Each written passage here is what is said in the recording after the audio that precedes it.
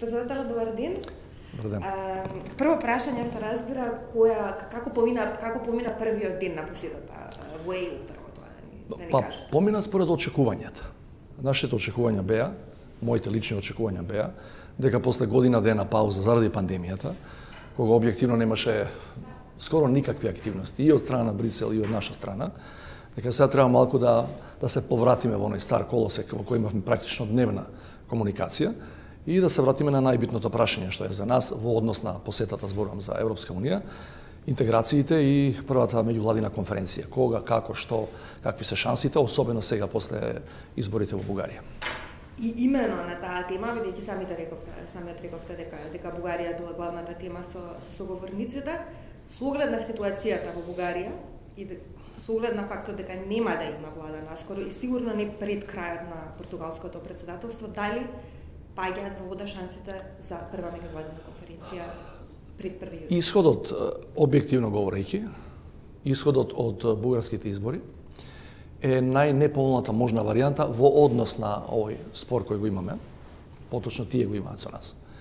Затоа што резултатите на изборите покажуваат дека многу тешко може да се состави влада која ќе има стабилно мнозинство. Неколку од првите партии веќе ги добија и ги вратија истиот ден мандатите. Тешко е да се замисли дека третата, четвртата и така натаму партија според бројот на мандати може да состави влада ако првите две не успеа. И тоа значи дека тие скоро сигурно одат кон некој вид на, тие нарекуваат службена или административна или техничка влада.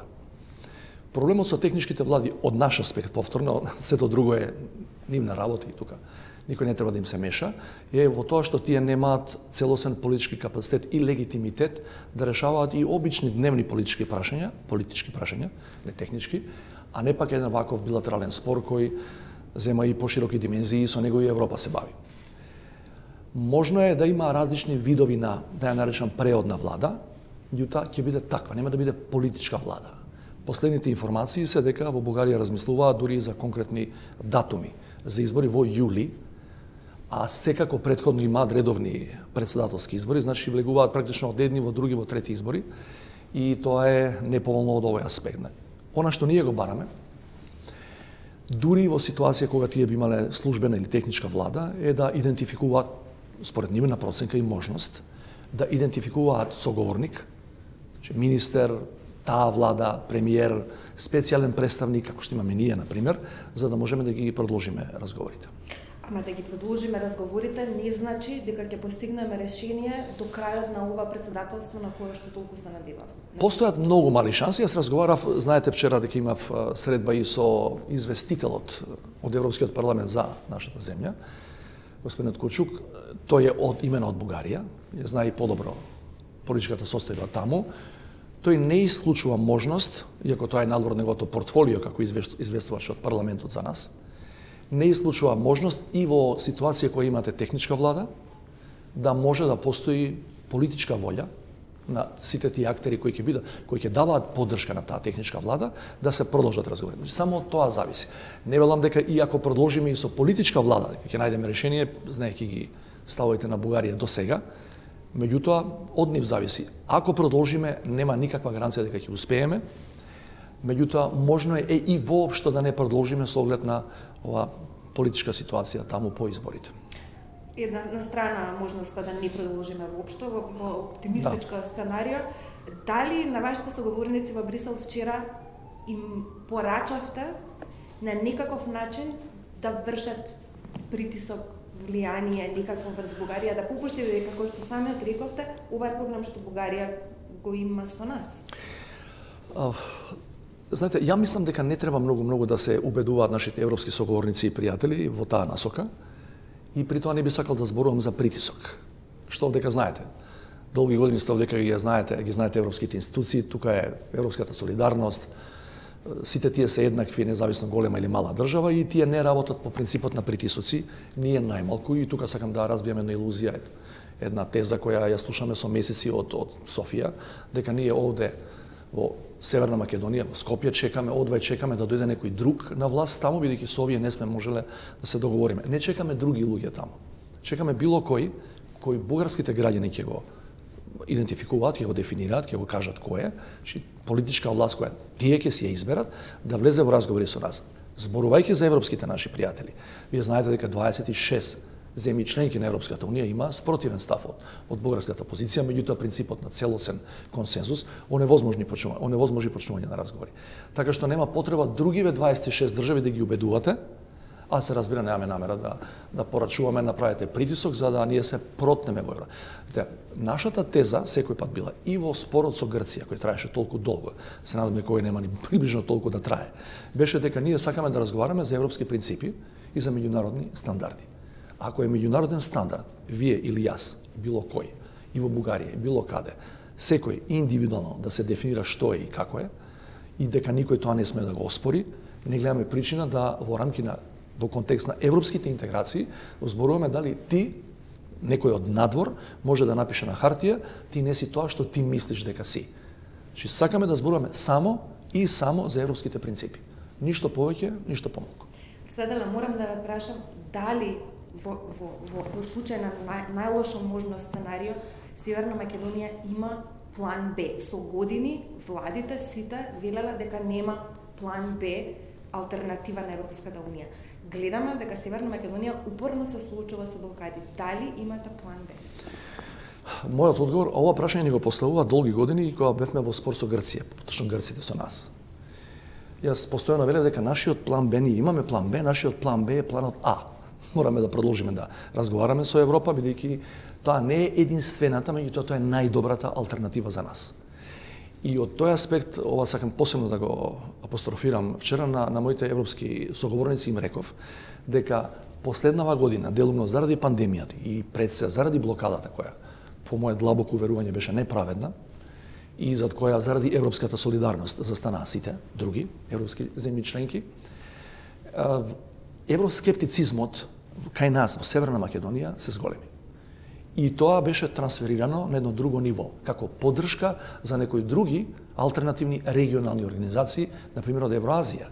Јас на средбите им цитирав прецизни податоци од анкети кои се познати на македонската јавност, во кои се зборува за драстично зголемен интерес на нашите граѓани, че не зборам за статистичка маргина или грешка, зборам за десетици проценти на луѓе кои колку до вчера биле за Европската унија без поговорно, сметајќи дека тоа е најдобрата опција, сега соочени со втора блокада и со размислувањето дека можеби, не дај Боже, тоа ќе трае слично како грчката блокада, и вели, а еден живот имаме, вели, дајте да видиме нешто друго.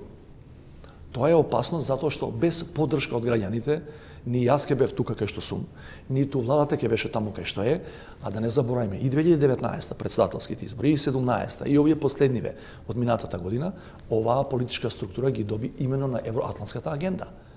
И на се што е поврзано со тоа, подобра живот, повеќе инвестиции, повисок животен стандард, така натаму и така натаму. Значи, ние практично немаме ни една битна внатрешна работа која не е истовремено поврзана со европската агенда. Дури и меѓуетничките односи да бидат хармонизирани, да бидат стабилни, да бидат што е можно подобри, се исто европска вредност. Бидејќи Европа е составена од различности. Така што по мене и тоа останува понадалеку најдобрата опција пред нас. Ама што ако понатаму во текот на годините заради вакви блокади кои се базираат на квази аргументи, ние останеме во предворието на Европската унија? Прво што ќе се случи, евроскептицизмот ќе расте и понатаму со тенденција да стане доминантен, ќе да биде над 50%, и второ ќе имаме уште позасилен бран на иселување. Да не забравиме, ние за есен го презакажавме пописот. Јас ви кажувам моето лично уверување и тоа што го знам од моите колеги во Скопје, било кој ниво, не само во владане, во опозиција, во било кој сегмент од општеството. Сите се плашиме од резултатите кои ќе ги видиме на пописот. Бидејќи сите чувствуваме, знаеме, гледаме, имаме компаративни, имаме споредбени извештаи кои кажуваат дека ние сме далеко од оние бројки кои сме ги имале пред само 10 на 15 или 30 години. И тука сакам да прашам и за безбедносната состојба и за регионалните прашања се отворија прашања пейпери, нон-пейпери, вакви документи, онакви документи. Македонија, Северна Македонија е блокирана, блокирани се и другите земји во регионот, реално. Дали постои опиплив безбедносен ризик во овој момент во регионот, кој што Европската унија можеби не го гледа? Не, Европската унија го гледа, меѓутоа уште повеќе го гледа другата организација со седиште во Брисел, тоа е НАТО алијансата и тоа е најдобрата работа која ни се случи после Преспанскиот договор. Зборам од аспект на безбедноста и стабилноста на државата, како предуслов за било каков друг развој, економски, личен и така натаму. Денеска ми престоја средбите со раководството на алијансата.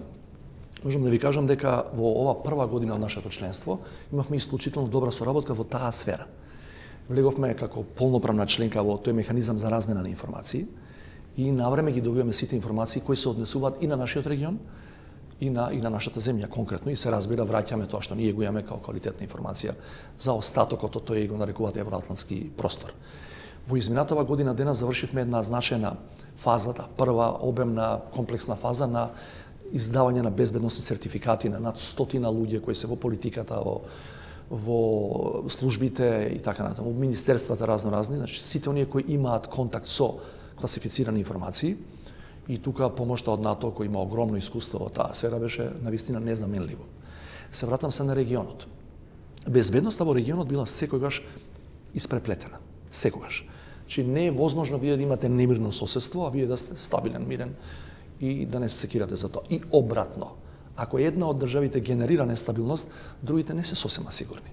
Ние добро што сме обкружени со земји членки на НАТО, а на Косово имаме значено присуство на алијансата секако. Меѓутоа во однос, сега се враќам на вашето прашање, во однос на non-paperот, јас бев првиот, и тоа не го кажам за да се пофалам, првиот во регионот кој пред 2 години во неколку наврати гласно пред медиуми зборуваше за опасноста од прекројување на граници и размена на луѓе и територии кои беа актуелни, ако паметите, во тој период, особено на иницијатива на бившата американска администрација. И сега го мислам истото, добро е што овој пат по повод овој нов бран, non-paper, постоечки, непостоечки, фантомски, добро е што повеќемина од највисоките политички нивоа во Европа се јавија, пред 2 дена тоа го направи господинот Борел, кој рече дека тие идеи се апсолутно неприфатливи после 30 години инвестирање во регионот. Наше пред се на луѓето кои таму живееме и помош од меѓународна заедница, се ние ќе размислуваме за сосема друга парадигма, ќе менуваме граници за да живееме подобро. Тоа е рецепт за кланица. Тоа е рецепт за војна која може да биде пострашна според своите последици од оние во 90-тите. Последно прашање пред да заминете за НАТО и за границата, сте слушнали ли вие лично во било кои разговори идеи или во било кои кругови идеи за прекројување на границата, дали дошло до вас лично и дали очекувате денеска од НАТО јасна порака дека никако не е опција прекројување? За второто можам да ви кажам веднаш дека знам дека ќе добиеме такво уверување и гаранција, бидејќи конечно основниот принцип кога се здружувате во НАТО, основниот принципи од Вашингтонскиот договор, знаете, напад врз еден се третира како напад врз сите останати и тоа не се однесува само за традиционални закани. Туку се однесува и за овие нови хибридни закани, асиметрични закани и така натаму. Че од тој аспект немаме ние проблем да добиеме и ќе добиеме и сме добивале и до сега добиваме поддршка од НАТО. Во однос на non-paper, јас немам видено non-paper, освен она што беше мене некој да ми го кажал и да ми го предал, или да ме консултирал за некаква таква содржина, освен она што е во медиуми објавено. Тука сакам да предупредам на една друга, по мене, опасност. И мислам дека станува збор за работа која веројатно понатаму ќе се открива како што ќе се одвиваат настаните. Завчера видов еден сосема нов, трет, четврти, не знам кој поред non-paper, кој е наводно некаква француско-германска иницијатива. Од она што го разбравме од нашите колеги од двете држави, не само по линија на НАТО и билатерално, таков документ тие официјално како државни институции на тие не направиле, не продуцирале, не поделиле.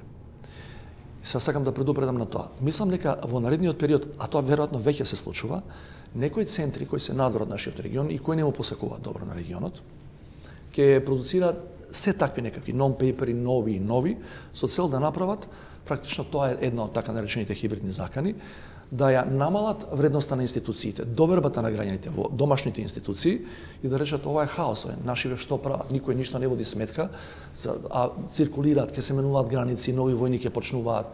Значи, едноставно да внесе конфузија во главите на сите нас што живееме таму, инаку е просто неверојатно, локави дипломати, држави со традиција, земји кај кои што политиката се третира на најсериозен можен начин, како што се Франција и Германија, да продуцираат туку така на дневна основа нон-пейпери во кои има дури и детализирани работи. Нон-пейперот по дефиниција е базичен иницијален концепт за потоа да влеземе во разговор, евентуално ако има интерес на другата страна. Овој последниот нон-пейпер е прилично детален. Дури ги нагласува и ги набројува надлежностите кои одредени тела, не знам, на Косово би требало да ги имаат. Тоа не се случува никош со нон-пейпери. Затоа ја мислам дека станува збор во еден дел, не велам целова серија дека е таква, во еден дел за лажни нон-пейпери кои се намерно направени по некои центри на моќ кои не му посакуваат добро на Балканот. Благодарам многу.